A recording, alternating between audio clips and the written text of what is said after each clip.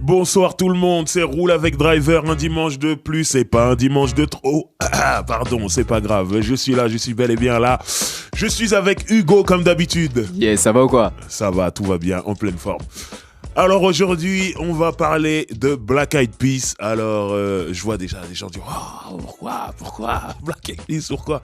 Parce que Black Eyed Peas a une histoire, une belle histoire et tout part vraiment du hip-hop. Après, ils sont allés vers plein d'horizons, mais je vais tout vous expliquer, vous comprendrez pourquoi. Et je pense que c'est une qualité, c'est l'histoire d'une personne, d'abord avant d'être un groupe, qui s'appelle will.i.am et qui a eu une vision, qui a toujours eu des visions. Et je vais vous raconter tout Black Eyed Peas comme ça.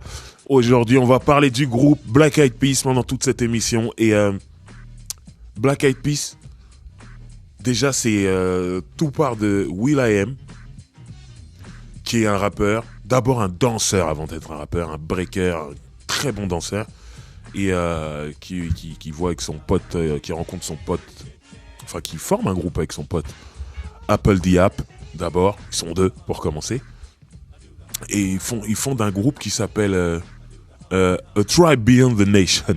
Je rigole parce que ça ressemble à A Tribe Called Quest, et finalement A Tribe Called Quest c'est une grosse inspiration pour Black Eyed Peas, en tout cas au début.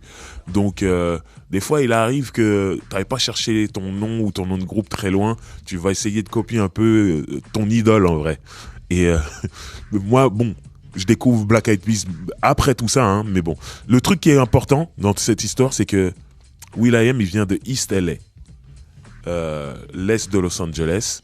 Et East LA, c'est un quartier majoritairement, mais genre 99% latino. Et ce que je vais dire là, c'est très important. C'est que à Los Angeles, les latinos, notamment les Mexicains et les Salvadoriens, parce qu'ils sont pas très loin en fait, donc il y a une grosse immigration. On entend Donald Trump tous les jours dire qu'il veut faire un mur entre les États-Unis et le Mexique. Bref, il y a beaucoup de Mexicains, beaucoup de Salvadoriens, et ils s'entendent pas du tout avec la communauté noire. Mais encore à l'époque, j'ai envie de dire ça allait. Aujourd'hui, c'est très grave. Ça veut dire, ils se voient, ils se tirent à vue. Ça veut dire, quand je dis ils se tirent à vue, ça veut dire, t'as pas besoin de faire quelque chose à la personne. Ils te voient, t'es pas de la bonne couleur, boum. Et quand je parle de couleur, je parle pas de rouge et de bleu, de blanc, de crips. Là, je parle vraiment de ton visage. Et voilà, ils se tirent dessus et tout, c'est la guerre. Donc, will.i.am est noir et il vit dans un quartier latino. C'est déjà impensable. Mais comme je l'ai dit, à l'époque, c'était moins grave qu'aujourd'hui.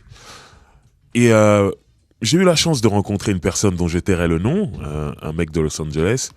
Je veux pas dire son nom parce que des fois, il a un peu piqué will.i.am. Mais même si ils sont censés ne pas nous écouter, on ne sait jamais. Tout peut être répété.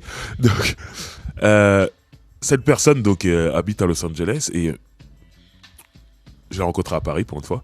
Et je discutais avec cette personne et je lui disais, mais will.i.am, comment c'est possible pour lui d'être de East LA, comment il a fait pour vivre là-bas? Et il me disait, tu sais quoi? Tu sais ce qu'il a sauvé? C'est la danse. Parce qu'il dansait tout le temps. Et les gros gangsters mexicains, ils le kiffaient. Ils disaient, putain, il danse trop bien. Et quand il y avait d'autres jeunes Mexicains qui le connaissaient pas, et qui se disaient, qu'est-ce qu'il fait là, le renard? Les grands gangsters mexicains disent, lui, vous le touchez pas. C'est le meilleur danseur. will.i.am, danse pour moi, s'il te plaît. Et les gangsters, ils kiffaient le regarder danser et tout ça. Et c'est ce qu'il a sauvé, apparemment. Et vous remarquerez, tout au long de la carrière de Black Eyed Peas, ou même de will.i.am en solo, il y a souvent des couplets qui sont complètement en espagnol, ou anglais-espagnol. C'est un mec qui parle espagnol. Parce qu'il a vraiment grandi là-dedans. Et il a été aimé et protégé par des grands gangsters mexicains. Et donc, voilà. En tout cas, il forme son groupe, A Tribe Beyond the Nation, avec Apple the App. Et il signe, et ça, les gens l'ont découvert plus tard, et ils se demandent comment c'est possible, mais à un moment, il signe chez Ruthless, le label de Eazy, de N.W.A., le parrain du gangsta rap, comme on l'appelle, et il signe un groupe qui n'est pas du tout gangsta rap. Et en fait, ça correspond à une époque où Eazy s'est dit, bon, on va pas faire que du gangsta rap, va falloir s'ouvrir, et il a signé plusieurs groupes, plusieurs artistes qui avaient rien à voir. Je me rappelle d'un certain Stéphane, je me rappelle de Blood of Abraham, qui est un groupe de rappeurs juifs. Son associé était Jerry Heller, qui lui-même était de confession juive. il n'est plus là aujourd'hui, qui repose en paix.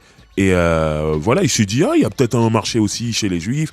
Il y a un marché, il y a un marché sur tout ce qui était Native Tongue. La Native Tongue, c'est donc tout ce mouvement de Tribe Called Quest, Jungle Brothers, tout ça. Et il s'est dit, il y a un groupe ici à Los Angeles qui fait à peu près le même genre que ce que font Tribe Called Quest à New York. Donc pourquoi pas essayer? Et il les a signés. Malheureusement, l'album ne sortira jamais.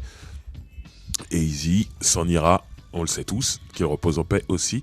Mais voilà, du coup, il a baigné chez Ruthless, il a rencontré tous les gangsta rappeurs de Ruthless, donc tout ça pareil, ça lui servira pour plus tard. On en reparlera. En tout cas, c'est un vrai mec de Los Angeles, sans être un gangster, sans être affilié à un gang, tout ça. Mais il connaît tous les codes et comme je dis, il a grandi à East LA et c'était pas Beverly Hills. Voilà. Donc ensuite, il se laisse pas abattre. Il aime vraiment le rap. Il décide de rajouter. Et ça, c'est le truc de will.i.am. Rajouter des gens, des groupes. C'est un mec qui fait des castings. Il rajoute des gens. Et il rajoute donc un rappeur d'origine mexicaine qui s'appelle Taboo. C'est ce mec que vous voyez dans Black Eyed Peas qui est très grand, très long, tout ça. Et qui ressemble plus à un Asiatique. Tout le monde pensait que c'était un Asiatique, mais c'est un Mexicain. Et en plus, là, je vais rentrer dans les clichés que tous les Mexicains me pardonnent. En plus, en général, on dit que les Mexicains sont de petite taille. Lui, il est grand. Donc, beaucoup de gens ont toujours pensé qu'il était asiatique. Mais c'est un Mexicain et tout est logique, en fait, quand on voit que will.i.am a baigné dedans. Et là, il recrute Taboo. Et là, tout d'un coup, ils sont de Black Eyed Peas pour la première fois. C'est donc will.i.am, Apple Diap et Taboo. Ils font leur truc, ils font des petits concerts locaux et ils se prennent la tête et rencontrent des bonnes personnes. Parce que la chance que t'as quand t'es aux États-Unis, que t'habites dans une grande ville, c'est un peu comme Paris ici. Et ici, c'est que Paris. Mais aux États-Unis, c'est New York et Los Angeles. C'est que le business est implanté dans les grandes villes. Et je sais que avant l'arrivée d'Internet, par exemple, en France, les rappeurs de province, ils étaient obligés de monter à Paris pour trouver leur business parce qu'il n'y avait rien au terme de business d'infrastructure dans leur ville. Là, il y a ce qu'il faut à New York et il y a ce qu'il faut à Los Angeles, notamment Los Angeles avec l'industrie du cinéma, Hollywood. C'est ce qui fait qu'il y a énormément de gens, énormément de mécènes, des gens qui sont très riches qui sont là.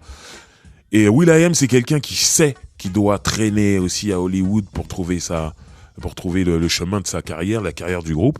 Et il rencontre des personnes qui vont l'amener jusqu'à une signature chez A&M. A&M qui deviendra un label d'Universal. Et là, ils sortiront un premier album de Black Eyed Peas en tant que groupe. L'album s'appelle, que je ne dise pas de bêtises, l'album s'appelle Behind the Front. Voilà.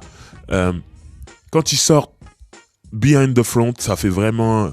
C'est du Tribe Called Quest, on va pas se mentir. Hein. C'est du Tribe Called Quest de Los Angeles, mais c'est du Tribe Called Quest. Ça fait vraiment très peu de bruit. Ils arrivent à extraire un morceau de cet album-là et le placer dans une bande originale de film qui s'appelle Bullworth, qui avait bien marché grâce au single de Pras de Fugees avec ODB et Maya, Ghetto Superstar. C'est le morceau qui avait éclipsé tout le monde sur la bande originale. Même un certain morceau de Dr. Dre avec LL Cool J qui s'appelle Zoom. Donc à ce moment-là, c'est même ce morceau-là qui sort en premier single. Tout le monde imagine c'est Dre et LL Cool J, ça va tout froisser. Ça va faire un peu de bruit. Mais quand Ghetto Superstar sort, là c'est fini. Et ben dans cette compilation, il y avait un morceau qui s'appelle It's the Joint, ou That's the Joint plutôt. Et c'était Black Eyed Peas, c'était très Tribe Called Quest, tout ça. Pareil, ça fait pas tant de bruit que ça. Mais les gens qui écoutent, ils disent c'est bien. C'est, comme on dit, acclamé par la critique. Mais ça va pas plus loin. Ils sortent ensuite un deuxième album qui s'appelle Bridging the Gap. Et à ce moment-là, ils ont un peu plus d'ouverture au niveau des médias. Moi, c'est là que je les découvre personnellement. Je vois leurs clips sur MTV en France. Et notamment un morceau qu'on va écouter juste après, qui est produit par DJ Premier. Et DJ Premier, sa musique est très marquée. Hein. Donc dès qu'on l'entend, on sait. Moi, j'étais là, oh, c'est qui eux? Et le clip, il est complètement déjanté. Ils sont là, on dirait, c'est un clip, c'est une pub téléachat. Ils sont en train de vendre des trucs, tout ça, avec des pas de danse et des looks bizarres. Mais ils sont déjà à fond dans la danse et tout. Tu vois qu'ils aiment trop ça. Mais Ça fait un peu plus de bruit. Ils ont le droit de sortir d'autres singles. Ça fait un peu plus de bruit. Je crois qu'il y a un single avec Massey Gray, à l'époque où Massey Gray elle marche sur l'eau. Et ça fait un peu plus de bruit. Ça vend un peu plus que le premier album, mais sans que ce soit la folie. En tout cas, ils sont prometteurs, mais comme je le disais hors antenne à Hugo, ce qu'ils font, ça existe déjà en fait. Donc c'est cool, mais il y a Tribe Called Quest. Donc les gens vont écouter Tribe Called Quest. Tribe Called Quest, c'est 10 de platine. Les gens sont à fond, le Tribe Called Quest, c'est des stars. Quand t'es artiste, c'est cool qu'on te dise c'est bien ce que tu fais. Mais à un moment donné, tu regardes à droite, tu regardes à gauche. Excusez-moi pour la vidéo, j'ai dit tu regardes à droite, j'ai regardé à gauche. Hein. Mais je corrige. Tu regardes à droite, tu regardes à gauche. Voilà. Donc, et tu vois des artistes qui, eux, on leur dit c'est bien ce que tu fais. Et en plus, ils vendent des disques. Ils font de l'argent. Ils font des tournées dans tout le pays, voire dans le monde entier. Et tout ça. Et t'as envie de ça en vrai. Tu te dis, putain, c'est bien, tout le monde me dit ça, mais j'ai une famille, il faut que je fasse manger ma famille, truc. Et voilà. Et will.i.am, c'est un mec qui à un moment qui a réfléchi, qui a dit c'est bon. On a fait 2 albums. Tout le monde nous dit que c'est cool, mais ça marche pas. Là, en vérité, si on retourne en studio, on va refaire la même chose et les gens vont nous dire c'est bien, c'est cool et ça marchera toujours pas. Je pourrais pas nourrir ma famille, je pourrais pas faire le tour du monde, je pourrais pas. Ok.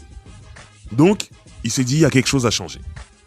Et c'est ça, pour ça que j'ai dit en début d'émission que will.i.am c'est un visionnaire à chaque fois. C'est lui qui a toujours monté les groupes, qui a dit il faut rajouter un tel rappeur, faut mettre voilà. Et là il s'est dit il faut changer quelque chose au groupe. Et il s'est dit on va rajouter une chanteuse. Alors tout le monde sait que je vais parler de Fergie, mais j'aimerais quand même préciser, pour ceux qui ne le savent pas, qu'à la base, c'était pas Fergie qui devait être là. C'est Nicole Scherzinger de Pussycat Dolls. C'était elle à la base. Et elle était OK pour faire partie du groupe, sauf qu'elle avait signé un deal avec un cabaret, un gros cabaret, où elle devait se présenter donc avec plusieurs filles, ce qui allait devenir Pussycat Dolls après. Pour chanter et danser, toujours dans ce cabaret, elle n'était pas libre d'aller faire de la musique pour quelqu'un d'autre. Même si c'était qu'un cabaret, elle avait signé un contrat où c'était assez cloisonné. Donc du coup, elle n'a pas pu rejoindre Black Eyed Peas. Et donc, will.i.am a lancé un casting pour trouver une autre chanteuse. Et c'est Fergie qui a gagné ce casting. Fergie qui venait elle-même d'un groupe de pop-rock. Fergie qui zonnait, qui faisait des chœurs pour des groupes, quelle que soit la musique, histoire de prendre un petit billet à droite à gauche. Et là, il y a ce projet Black Eyed Peas. Alors, je le précise, Black Eyed Peas, en termes de vente, c'est rien à cette époque-là. Donc elle y va en se disant qu'est-ce qui peut m'arriver de pire, je galère, je fais mes trucs. Elle verra. On ne sait pas ce que ça va devenir. Sauf que will.i.am, il a sa version, il a sa vision du truc. Et il s'est dit, Black Eyed Peas va devenir un peu plus pop. Juste un peu plus.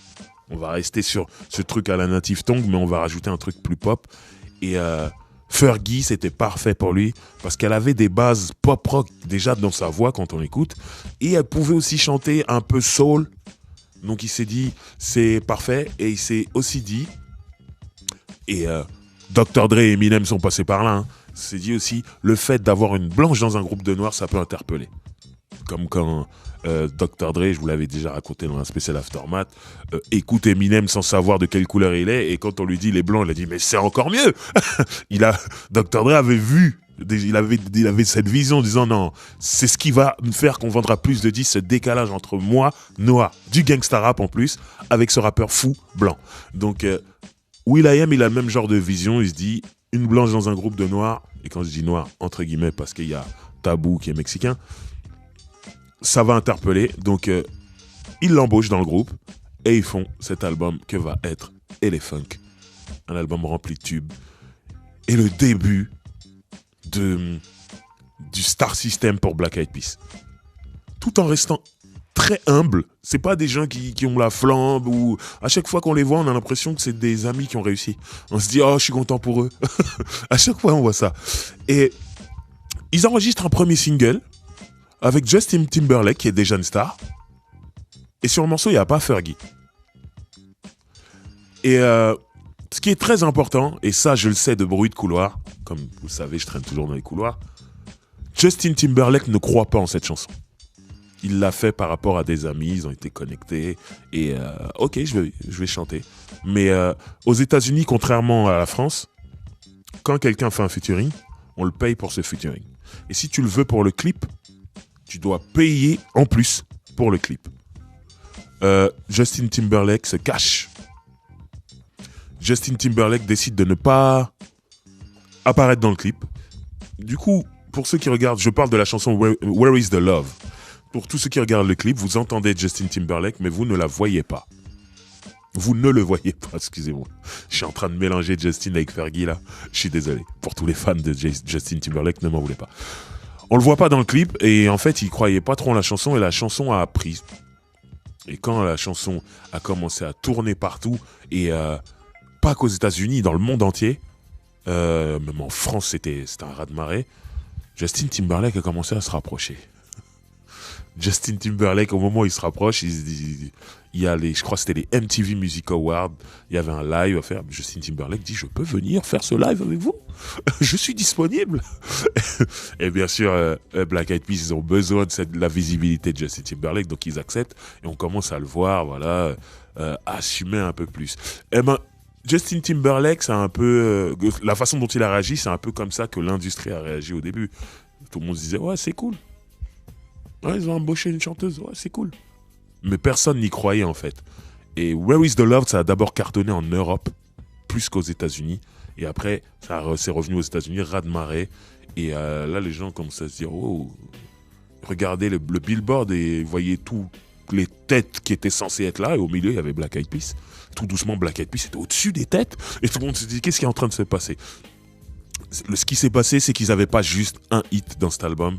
C'est que derrière, ils ont sorti Shut Up, raz-de-marée total. Et là, c'était comme une espèce de solo de Fergie, featuring will.i.am et les autres de Black Eyed Peas. Mais c'était vraiment Fergie qui était en avant. Là, ils ont cassé la baraque dans le monde entier. Et surtout, on voit Fergie. Et moi, le premier truc que je me dis, c'est que cette Fergie, elle est toute petite, toute menue. Mais quelle énergie! Elle est là, elle bouge partout, elle saute partout. Et je sens quelqu'un une fille qui est sûre d'elle. Et du coup, c'est pas juste une pièce rapportée. C'est vraiment un personnage à part entière. Et tout doucement, elle va même bouffer Apple Diap et Tabou. C'est vraiment, ça va être will.i.am et Fergie, quoi, les fers de lance de Black Eyed Peas. En tout cas, Shut Up, raz-de-marée. Il y a Hey Mama, gros single aussi. Et Let's Get It Started. Moi, un jour, j'avais entendu une interview de Snoop. C'était à l'époque de l'album Rhythm and Gangsta, R&G de Masterpiece. Où il disait, il sortait son nouveau single. C'était son 4e single, 4e clip. Donc là, je parle, on n'est pas à l'époque du streaming. C'est très important. Snoop, il disait, en interview, là, je sors mon 4e single, mon 4e clip de cet album, tu te rends compte? Et moi, je me disais, mais pourquoi il dit ça comme si c'était un exploit et tout? Et en fait, il explique que, un album qui marche bien, c'est 3 clips. Ça, c'est ton album, c'est un succès. Quand t'as un 4e clip, c'est que ton album, c'est vraiment un carton. Et je suis à mon 4e clip, là. Et là, je repense à cet album et les fans de Black Eyed Peas, ils étaient déjà arrivés au 4e clip. Et je précise bien qu'on n'est pas à l'époque du streaming parce qu'à l'époque, un clip ça coûtait cher, on le faisait vraiment quand ton morceau il tournait partout en radio et tout ça. Aujourd'hui, en vérité, dès que tu sors un album, par définition, tous les morceaux de tes albums sont des singles parce qu'on peut aller dessus, qu'il y ait clip ou pas, on peut aller dessus et ça peut les faire entrer très haut dans le top s'ils sont streamés. Donc ça change tout. Donc voilà, Let's Get It Started, moi, ce que ça m'évoque, c'est qu'à l'époque, moi déjà, j'anime beaucoup de soirées avec un célèbre DJ qui s'appelle QTB. On en fait beaucoup dans toute la France, même à l'étranger. Et je me souviens que c'était l'époque de G-Unit, l'album de Massacre de 50 Cent, où il y avait Candy Shop qui venait de sortir. Et il y avait l'album de The Game, de Documentary, le premier, avec This Is How We Do, featuring 50. Et c'était 2 morceaux qui étaient produits par Scott Storch. Et nous, à l'époque, on commençait notre set avec ces 2 morceaux-là. C'était le feu tout de suite, c'était les gros tubes du moment. Tout le monde était sous perfusion de G-Unit. Mais ça, c'était quand on était, entre guillemets, pointu. T'écoutais ce qui se passait à ce moment-là dans le rap. Mais ça nous est arrivé de nous retrouver dans des soirées où, quand tu jouais G-Unit, je disais, ouais, c'est pas trop notre truc. Ils étaient là, ils te regardaient. Et là, à ce moment-là, on se regardait que Tibi, on se disait, putain, ils sont pas dans ce délire, qu'est-ce qu'on peut jouer? Et que Tibi, à chaque fois, il me disait, j'ai le médicament. Il mettait Let's Get It Started de Black Eyed Peas. Les gens sautaient partout. Alors, je suis pas là pour catégoriser, dire oui, c'était tel genre de soirée, tout ça. Tout ce que j'ai à dire, c'est que dès qu'on avait un problème, que la foule n'était pas dans un délire pointu, qu'il fallait jouer un peu plus large, Black Eyed Peas, Let's Get It Started. Et là, comme le titre l'indique, la soirée commençait. Et là, on savait ce qu'il fallait jouer derrière, tout ça. Donc, vraiment, ce single-là a été très important, même dans ma vie. Et voilà. En tout cas, Elephunk, l'album, c'est un succès total, c'est multi-platinum, et c'est, comme je l'ai dit, ça les lance dans le Star System. Là, tout ce que demandait will.i.am, c'est-à-dire en termes d'argent, de visibilité, de tournée, de tout ça, là, c'est parti. Et comme je dis, en Europe, Black Eyed Peas, c'est la folie, pour de vrai. Par contre, et c'est le problème du rap, à ce moment-là, les hip-hop aids, comme on dit, ceux qui ont aimé les 2 premiers albums, commencent à dire « Ah, ils sont vendus, ils commencent à faire des trucs trop pop, c'est à cause de Fergie !» De ça, bon, ils commencent à avoir ce genre de réflexion, mais en fait, eux, ils se prennent pas la tête. Et surtout aux États-Unis, où c'est quand même un pays où tout est basé sur le dollar, eux, ils gagnent beaucoup plus d'argent. Je donne les chiffres d'époque, hein, mais ça a augmenté, mais on passe de Bridging the Gap, qui a dû faire 50 000 ventes, à 5-6 millions de ventes d'albums de Elephunk. Donc je pense que ce genre de critique n'atteint pas Black Eyed Peas. Ils en ont rien à foutre. Et will.i.am se dit que cette fois-ci, on va faire un album qui devrait marcher encore plus. Donc on va bosser sur des trucs encore plus larges, encore plus fous et tout ça. Donc il prépare l'album Monkey Business. Et cet album-là... Alors, moi, le Elephunk, comment je l'ai vécu, je me suis dit, c'est cool. Comme j'avais suivi Bridging the Gap, je me dis, bon, c'est mérité. Ils ont fait ce qu'il fallait faire pour que ça marche plus. Et ça a marché. Je suis content pour eux. Après, l'album, je l'écoute légèrement, Elephunk. C'est cool, de temps en temps, comme ça. Monkey Business, quand ça sort... Je suis complètement devenu fan, en fait. Vraiment. C'est-à-dire que là, je trouve que c'est un album clairement grand public, clairement large, assumé et solide en même temps. Très, très solide. C'est un album très costaud, très bien produit, où ils montrent qu'ils savent tout faire. Et quel raz-de-marée, en fait. Souvent, quand tu fais ton premier album, entre guillemets, qui a un gros succès commercial, souvent, ça devient le plus gros succès et t'arrives pas à passer dessus. Ils ont au moins doublé, triplé les ventes sur cet album-là. Alors, en vrac, je vais vous citer des singles parce que du coup, là, c'est tout qui disait, je suis à mon 4e clip. Là, on dépasse toutes les expériences parce qu'il y a énormément de hits dedans. Alors, Pump It, pour ceux qui se rappellent, incroyable morceau. Donc Fuck With My Heart qui était le premier single avec un super clip aussi. Il y a Don't Lie qui est super pop. Moi j'ai beaucoup aimé ce morceau. My Humps qu'on va écouter tout à l'heure, gros hit. Il y a Like That qui est un morceau très native tongue où ils invitent Talib Kweli, CeeLo. Il me semble qu'il y a quelqu'un d'autre dessus, je sais plus. Il y a un morceau avec James Brown, They Don't Want Music. Incroyable, c'était avant qu'il meure. Et bref, il y a énormément de hits dessus. Et c'est ce qui fait que l'album vend encore plus. Ils font des tournées encore plus grandes. Ils sont demandés partout. Black Eyed Peas, c'est le truc le plus gros en termes de vente. Et surtout en termes de musique américaine qui s'exporte en dehors de leur contrée. Et là... on est bien loin des 30 000, 50 000 des premiers albums. Et surtout, on voit... Comme ces mecs-là, ils voyagent beaucoup. En tout cas, will.i.am, vu que c'est lui qui réalise les albums, il a cette vision où il se dit je dois mélanger. Et il y a beaucoup de... Il y a du reggae, en tout cas que ce soit dans l'album Elephunk, avec le morceau Hey Mama où il y a Tipa Irie. Il y a du reggae aussi. Alors, j'ai plus le titre en tête. Ouais, Dum Dilly.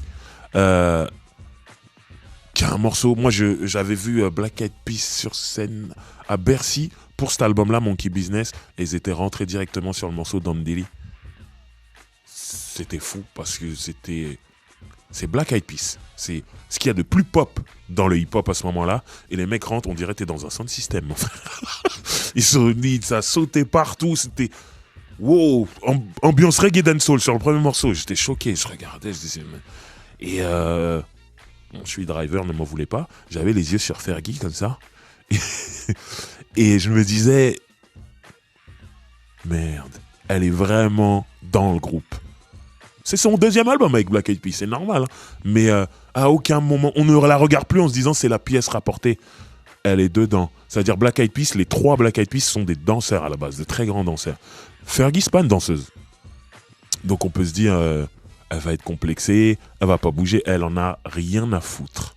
Ça veut dire elle dansait comme une folle et en rythme et tout, elle avait ce mouvement, le bully shake en même temps, elle bougeait sa poitrine comme ça, shake your body, magnifique. Et surtout le truc qui m'a choqué, et là je me suis dit, cette fille est bizarre.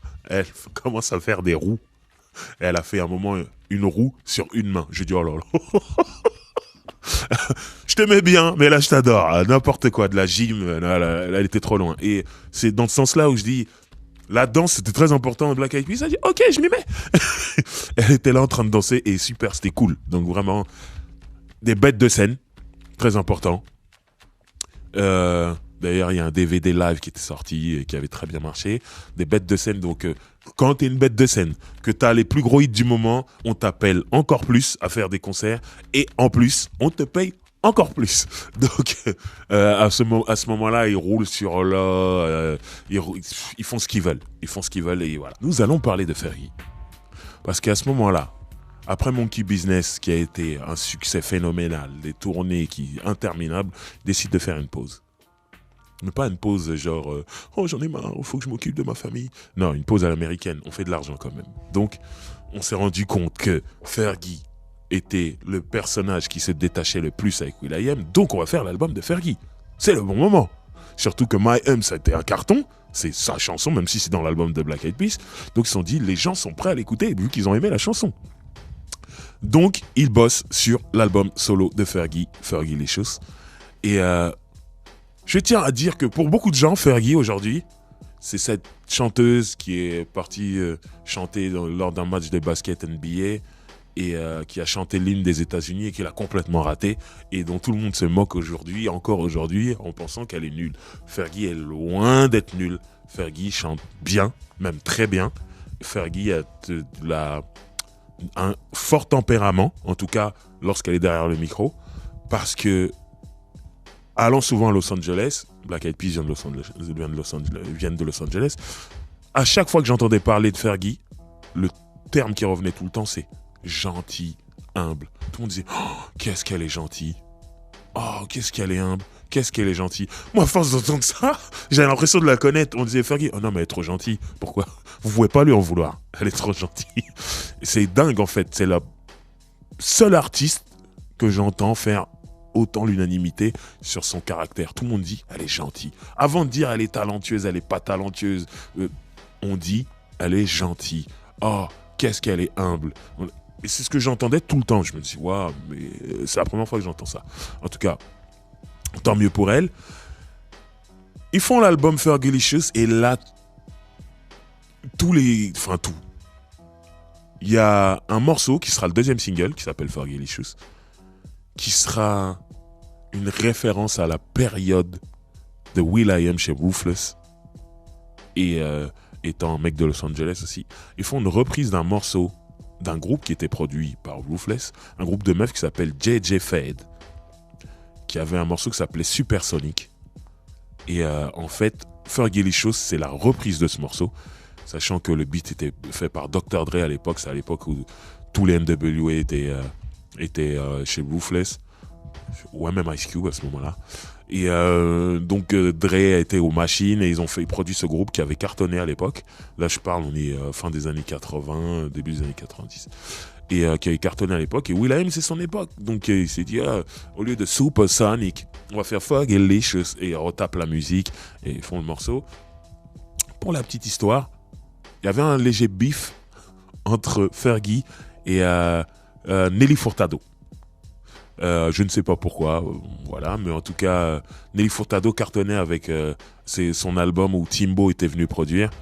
Et elle avait lancé une petite pique sur Nelly Furtado, sur le morceau Fergalicious. Mais bon, rien de bien grave, pas de crépage des chignons. Mais le premier single qu'on écoutera tout à l'heure, c'est London Bridge. Le morceau était produit par, comment s'appelle ce monsieur, Polo the Don. Et le morceau était complètement dingue, où c'était plus du rap sur le coup. Le morceau, le beat était lourd et tout. Elle a tourné le clip en Angleterre, hein, London Bridge. Et moi, quand le premier single arrive, je me dis, waouh. Moi, j'étais resté scotché sur My Hums, que j'avais adoré. Là, le premier single, elle a une attitude. Moi, c'est ce que j'aime beaucoup chez Fergie, c'est que quand on me dit qu'elle vient d'un groupe de pop rock, j'ai du mal à y croire. On dirait qu'elle a rappé toute sa vie, la meuf. Elle est là, elle a tellement des attitudes de rappeuse. Comment une aussi petite meuf, toute menue, tout ça, machin, peut avoir autant de charisme et tout. Moi, j'étais vraiment étonné. Et je suis allé acheter l'album directement, j'étais pas déçu. Et l'album, c'est un peu comme Black Eyed Peas, c'est vraiment un truc où elle montre tout ce qu'elle peut faire. Dedans, il y a de la pop, il y a du rap, il y a du R&B, il y a du reggae, il y a tout. Il y a du rock, il y a vraiment tout. Et tout ce qui est fait est bien fait. Il y a un single qui s'appelle Glamorous. J'ai hésité, j'ai failli le jouer et tout. Mais, en tout cas, je vous invite à aller voir le clip. C'est une sorte de Bonnie and Clyde, mais avec des costumes d'époque. Même l'image, le grain de l'image est d'époque. Et il y a un couplet de Ludacris qui est incroyable. De toute façon, à cette époque-là, Ludacris, tu l'invites, il nique tout. À cette époque-là, il se fait appeler Mr. Hot 16. Ça veut dire monsieur avec le plus grand 16, le meilleur 16 possible. Le 16, c'est le couplet. Donc à ce moment-là, on l'appelle, il vient, il te fait 16 mesures de couplet, il nique tout, il arrache tout. Son couplet, il est incroyable. Je vous invite à aller l'écouter, vraiment, et aller voir le clip parce qu'il est très bien. Le morceau s'appelle Glamorous. Mais c'est pas ce morceau-là qu'on va écouter. Et l'album de Fergie est un carton total. Ça veut dire que on est dans les chiffres de Elephant, peut-être même plus. Hein. Ouais, elle a dépassé même. Hein. On se rapproche de Monkey Business, c'est vraiment un carton total. Les gens ne se rendent pas compte à quel point Fergie est devenue une superstar. Donc, à côté de ça, will.i.am sortira aussi des projets solo, pas avec le même succès que Fergie. Je sais qu'Apple Dia pourra sortir quelques trucs solo avec encore moins de succès. Et Tabou, juste des singles. Donc Fergie devient très importante parce qu'en solo, c'est la meilleure vente. Ça vend plus que will.i.am. Donc Fergie, c'est vraiment quelque chose d'important. J'insiste dessus parce que comme vous le savez, ça va changer après. De toute façon, vous aurez compris, j'adore Fergie. Voilà. Et en plus, elle est gentille. Qu'est-ce qu'elle est humble. C'est tout Los Angeles qui le dit. Moi, je sais pas, je l'ai jamais rencontré. Par contre, et c'est très important pour la suite de l'histoire, donc Black Eyed Peas, après avoir fait des petites escapades solo et le gros succès de Fergie, décide de retourner en studio pour préparer le nouvel album. Sauf que Black Eyed Peas, c'est énorme en Europe, comme je vous l'ai dit. Et à ce moment-là, il y a une émission très célèbre qui s'appelle Star Academy, ici en France. Pour ceux qui ne savent pas ce que c'est une émission qui sélectionnait des gens et des chanteurs, des apprentis chanteurs qui les enfermaient dans un château pendant 3 mois, je ne sais plus exactement combien de temps. Et en gros, avec beaucoup d'activités, qui leur apprenaient à chanter ou à perfectionner leur chant. C'était une télé-réalité, hein, télécrochet en même temps. Et en gros, chaque samedi, il y avait le prime time à 21h sur TF1. Et il faisait que les élèves, entre guillemets, faisaient des duos avec des chanteurs confirmés. Et comme c'était TF1, parfois des chanteurs internationaux. C'était que des vedettes avec des gens qui n'avaient jamais fait de disque. Et tout ça, c'était un concours et à la fin, il n'en restait qu'un, un gagnant qui avait le droit de faire un album produit par Universal et TF1. Donc c'était ça en gros le truc. Et ils ont reçu Beyoncé, je ne sais, Mariah Carey, déjà allée là-bas, à des grosses têtes françaises. Voilà, c'était un gros show. Il y avait énormément de succès, énormément de moyens. C'était quelque chose d'énorme. Jennifer sort de là, c'est une des gagnantes. Bref, Élodie Frégé, je crois. Je sais plus, je ne me rappelle plus tous les gagnants. En tout cas, Jennifer, c'était la première à gagner, donc je m'en rappelle. Donc tout ça pour dire qu'il y a ce show télé qui existe et qui est énorme ici. Et à un moment, ils font venir will.i.am de Black Eyed Peas. Je sais plus si c'était Black Eyed Peas ou will.i.am tout seul. Ma mémoire flanche. Mais en tout cas, il passe dans le prime time de Star Academy. Et il fait un duo avec un des élèves. La semaine qui suit, je vais à Los Angeles, comme souvent. Et un jour, en sortant d'une boîte de nuit, qui je vois sur le parking, dans une très belle Bentley, will.i.am. Je suis avec des amis, on va lui parler, will.i.am. Je dis, ouais, je viens de France, je t'ai vu dans un show qui s'appelle Star Academy le week-end qui vient de passer, et là je te vois ici, c'est dingue. Et là le mec, qu'est-ce qu'il fait? Oh, tu viens de France? Vous venez tous de France? Oh, c'est incroyable. Et là il se lève et il met sa main dans sa poche. Moi à Los Angeles, quand un mec met sa main dans sa poche, on recule. Avec la culture de gang qu'il y a, on a l'impression qu'on va se faire shooter. Mais là c'est will.i.am, c'est un des mecs les plus cool de la Terre. Donc il est là, il est tout excité, il met sa main dans sa poche. Véridique. Il me sort une liasse d'euros. Et il me dit, ça, c'est des euros, ça. Il me dit, tu vois, ici aux États-Unis, la majorité des gens ne savent pas que l'euro, c'est plus fort que le dollar. Moi, je sais. Votre monnaie, c'est le truc en ce moment. Et tu vois, là, je reviens de France, je reviens d'Europe. J'ai cette liasse encore dans ma poche. Je pourrais aller la changer, la mettre en dollars pour l'utiliser ici. Mais je la garde intacte. Tu sais pourquoi? Parce que je retourne en Europe. Travailler sur mon album, l'album de Black Eyed Peas, tout ça, parce qu'il y a une vibe là-bas qui est incroyable chez vous, et machin et tout, nous on était fiers, d'ailleurs, bougez pas, restez là, tout, je vais vous faire écouter quelque chose, dites-moi ce que vous en pensez sincèrement. Mais la façon dont il me dit ça, on dirait un petit, tellement le mec est dans une humilité, tellement le mec est humble, on dirait un petit, il me dit, j'ai besoin de savoir, donnez-moi votre avis s'il vous plaît. Nous, on reste et le mec nous fait écouter un morceau de Michael Jackson, s'il te plaît, qu'il a produit parce qu'ils allaient sortir une réédition de Thriller, un peu plus tard, avec quelques inédits, en fait, qui sont des remixes. Je sais qu'il y a une version d'un morceau avec Akon en plus. Et lui, il a fait un remix de PYT. C'était PYT, si je me souviens bien, la chanson. Et il nous fait écouter la chanson. Nous, on est traumatisés, en fait. On dit will.i.am, qui est déjà trop grand pour nous. Il nous fait écouter une chanson qu'il a faite pour Michael Jackson, qui est le plus grand. Et il est en train de nous demander, donnez-moi votre avis, s'il vous plaît. Mais on s'en fout. Tu vois ce que je veux dire? Ce que tu nous fais écouter, c'est déjà trop. C'est énorme. C'est énorme. T'es will.i.am de Black Eyed Peas. Tu fais un son pour un remix pour Michael Jackson. C'est déjà énorme. Nous, on est contents. Et qu'est-ce qu'il fait? Il se met à danser devant nous. C'est là que je me dis, mais... ou ce mec est fou, ou il est juste trop passionné. Et c'est ce que j'ai compris, il est trop passionné. Le mec met sa musique, il danse, après il me dit, qu'est-ce que vous en pensez? Et nous lui dit, c'est cool, c'est bien et tout. Bon, moi personnellement, Michael Jackson, Thriller, c'est Thriller. Tu peux faire tous les remixes du monde. Tu t'attendras pas l'original, les morceaux originaux, tout ça. Mais c'était cool quand même d'avoir will.i.am en train de te faire écouter en exclu et des mois avant que ça sorte. Ce qu'il a fait pour Michael Jackson sur un parking de boîte de nuit et il danse en plus devant nous. Moi je me disais waouh, ok. Et du coup tout le monde me disait Fergie, elle est cool, elle est gentille. Je me disais will.i.am aussi.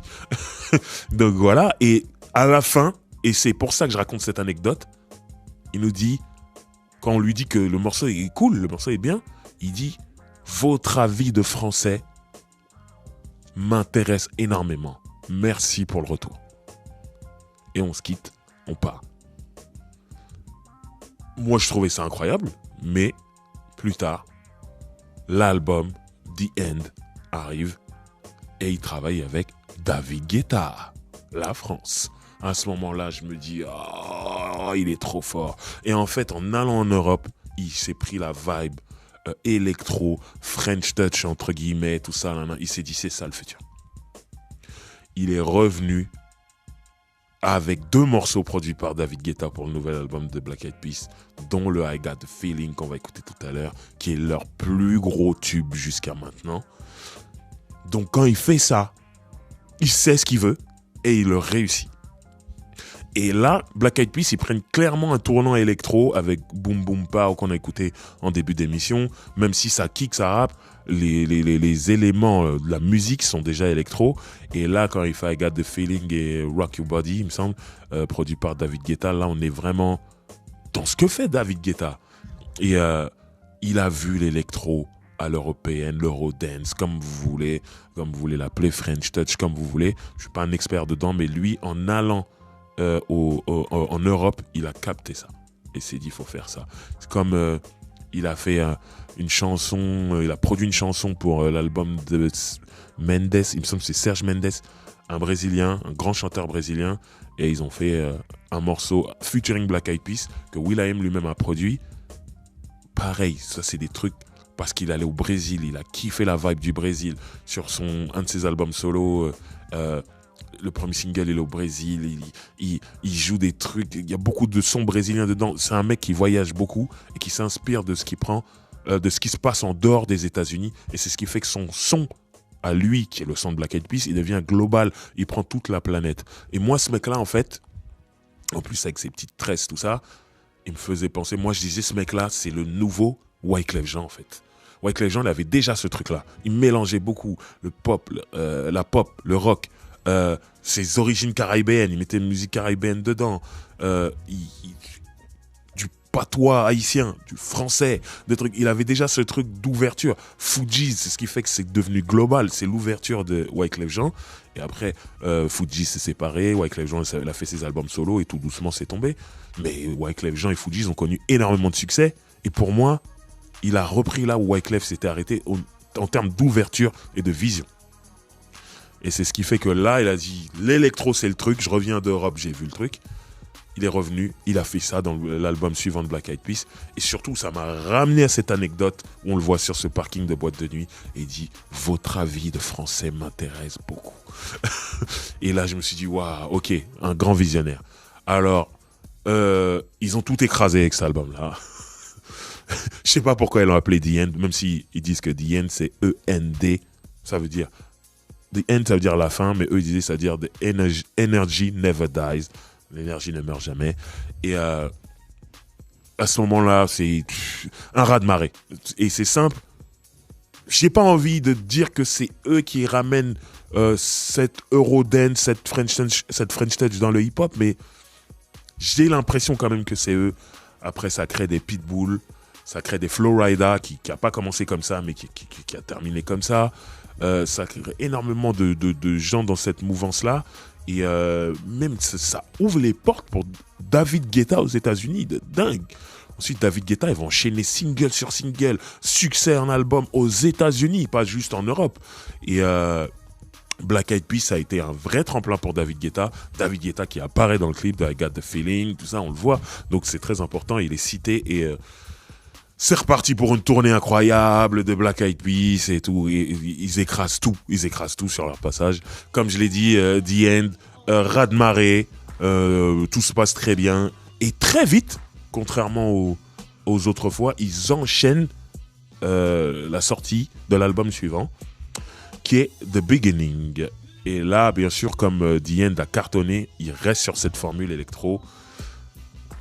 Moi, personnellement, je trouvais que c'était trop, en fait. Ils sont peut-être allés trop loin à ce moment-là.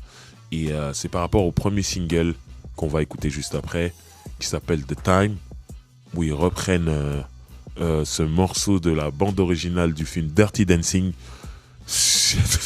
Moi, c'était trop pour moi. Après, je comprends l'efficacité, c'est une reprise, tout le monde connaît déjà ce refrain et tout. Et ils l'ont fait en électro, et je vous jure que c'est bien, en plus c'est bien fait. Mais en fait, c'était une overdose. Et le problème, c'est ce que j'ai dit juste avant la pause musicale, c'est que en voulant avec ce truc électro, ils en ont créé plein d'autres. J'ai cité Pitbull, j'ai cité Florida, et c'est plein de gens, mais il y a David Guetta du coup qui fait sa carrière aux États-Unis plus facilement, et il invite des Snoop, des Nicki Minaj, tout ça facilement, Lil Jon, tout le monde vient, donc tout le hip-hop se dit c'est le truc, le R&B, t'as des gens comme Nio qui c'est des belles balades, qui prend un tournant électro aussi, tout le monde prend ce tournant électro, et pas toujours avec réussite, c'est même arrivé un petit peu en France, et c'est l'overdose de tout le monde en fait, qui fait que moi cet album de Black Eyed Peas, non je l'encaisse moins, je me dis, non là c'est trop, et je suis pas le seul parce que les chiffres seront moins bons, même si c'est Black Eyed Peas, donc leurs chiffres moins bons à eux sont des chiffres énormes, et ce qui est fou c'est que ils font une tournée que des stades à ce moment-là. Et c'est un carton. Hein. Après, les gens remplissent les stades parce qu'ils viennent pas écouter que le dernier album. Ils viennent écouter toute leur carrière et des tubes, ils en ont plein. Et pour le coup, c'est de la musique de stade. Hein. Ils te mettent leur truc, et tout le monde saute, tout le monde s'éclate. Donc la tournée est un succès, mais quand même, les chiffres sont moins bons. Et on sent qu'ils ont envie de marquer une pause, ce qui va arriver. Donc voilà. Mais quand même, j'ai tenu à parler de ce disque que moi, j'ai pas spécialement aimé. Allez, il doit y avoir 2 morceaux que j'aime bien. Et jouer ce morceau qui est The Time, 30 Beat. Parce que c'est bien fait. Et c'est la preuve que tu peux faire un bon morceau. Tu peux faire un tube, parce que c'est un tube le morceau. Mais il y a tout un environnement à prendre en compte. C'est que vous n'êtes plus tout seul à faire ce truc électro dans le hip-hop. C'est qu'il y en a plein qui le font. Et un mec comme Pitbull, il le fait super bien.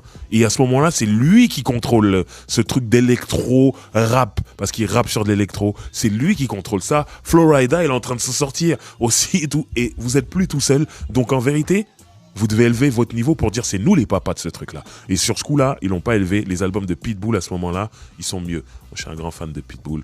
Un jour, peut-être une Rolex Driver, spécial Pitbull. Il mérite. On vient d'écouter le morceau de Time. Comme j'ai dit juste avant, moi, c'était trop pour moi à ce moment-là. Mais ce qui est fou, c'est qu'apparemment, c'était trop pour eux. Parce que derrière ça, les mecs font une grande pause. Très grande pause. Les gens pensent même qu'ils se séparent. Mais en fait, non. Fergie prépare son 2e album solo, même si elle met énormément de temps à le sortir. Ils font une pause sur les tournées, parce qu'ils ont énormément tourné, même après le dernier album de Beginning, ils ont énormément tourné. Comme je disais, après cette tournée des stades, ils sont appelés partout, parce qu'on sait qu'ils mettent l'ambiance jusqu'à Lyon. Hein, on en parlait en antenne avec Hugo, quand le nouveau stade de foot de l'Olympique Lyonnais a été inauguré. C'est will.i.am de Black Eyed Peas qui est venu. Donc, ils sont appelés tout le temps. À un moment, ils ont décidé de faire une pause aussi. Je peux comprendre l'overdose. Et à côté de ça, will.i.am, qui est beatmaker, réalisateur et aux multiples tubes. Il faut savoir que Black Eyed Peas, c'est lui et sa vision, c'est lui qui fait la musique, c'est lui qui écrit ses propres textes, qui écrit ceux de Fergie et parfois ceux des 2 autres rappeurs que sont Taboo et Apple Diap. On commence à l'appeler, et surtout The Game, le rappeur The Game, fait son 2e album. Il est plus chez Aftermath, il est plus avec G-Unit, donc tout le monde prévoit un peu sa chute. Il s'est embrouillé avec 50 Cent et 50 Cent a fait comprendre à Dr. Dre, c'est lui ou moi. Donc du coup, Dre a dû dire à Game, bon, tu vas aller un peu sur le côté. Et il monte son propre label et il bosse son 2e album, The Game, qui est censé être très important parce que s'il le loupe, clairement, il meurt. Et à ce moment-là, il décide d'appeler will.i.am, mais pas pour faire du Black Eyed Peas. Il lui dit... Je sais que tu étais signé chez Ruthless, je sais que tu es un vrai mec de Los Angeles, donc tu connais et tout. Fais un son pour moi. J'ai besoin d'un morceau dur, gangsta. Je vais parler de Compton dessus, donc fais un son pour moi. Et là, il lui livre un morceau incroyable qu'on écoutera tout à l'heure. Ou même will.i.am rentre dans le refrain carrément. Et quand il rentre dessus, c'est pas en mode Black Eyed Peas, c'est en mode Compton. Donc voilà. Du coup, en voyant ça, tout le monde est choqué. Ah, il fait pas que du Black Eyed Peas, donc tout le monde l'appelle à droite à gauche. Des fois pour faire des tubes à la Black Eyed Peas. Je pense à Nicki Minaj, sur le premier album de Nicki Minaj, will.i.am lui sert un morceau, c'est totalement du Black Eyed Peas, et tubes et tout. Vu que Nicki Minaj a toujours eu une partie, sauf sur le dernier album, mais en tout cas ses précédents albums, toujours une partie assez électro. Donc t'appelles will.i.am parce qu'il a fait ses preuves avec Black Eyed Peas. Mais de l'autre côté, t'as Nas, qui vient avec son album Hip Hop Is Dead, le single, le morceau qui s'appelle Hip Hop Is Dead, c'est will.i.am qui le fait. On entend même sa voix dans le refrain. Il travaille avec Nas, il travaille avec, bon, comme je l'ai dit tout à l'heure dans l'anecdote, Michael Jackson. Donc on l'appelle, que ce soit pour faire du rap ou des trucs un peu plus pop ou électro, on l'appelle beaucoup, donc il est beaucoup dans le beatmaking, il est occupé. Et il travaille avec Snoop, il travaille avec voilà, beaucoup de gens. Les gens ne mettent plus cette barrière. Oui, mais lui, il est pop. Ils savent qu'il sait tout faire. Donc voilà. Comme je le disais juste avant, ils ont fait une grande pause. À un moment, carrément, les gens disaient ils se sont séparés. Et finalement, le retour, c'est pas Black Eyed Peas, c'est cet album, ce deuxième album de Fergie, qui a mis énormément de temps à arriver.